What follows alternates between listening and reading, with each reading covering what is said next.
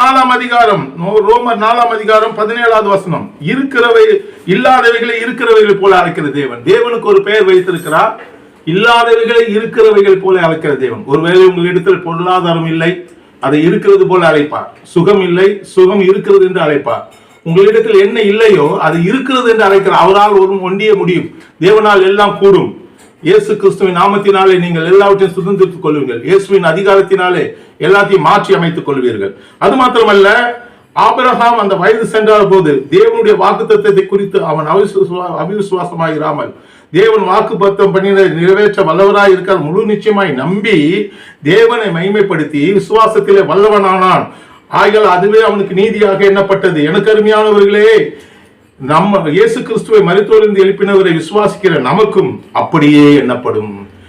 அவன் விசுவாசத்திலே வல்லவனானான். அவன் வாக்கு தத்தத்தின் மீது வாக்கு தத்தத்தை சுதந்திரித்துக் கொண்டு விசுவாசத்திலே வல்லவனானான்.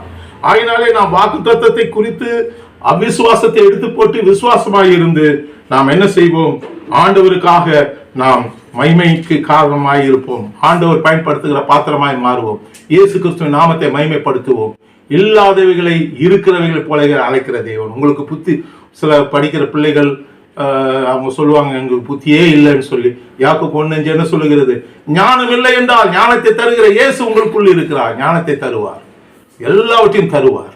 உங்களை பெரிய காருண்யமே உங்களை பெரியவனாக்கும். சங்கீதம் 18:35 தீர்க்கதரிசனமா எடுத்துக்கொள்ளுங்கள். கர்த்தருடைய காருண்யமே உங்களை உயர்த்தும்.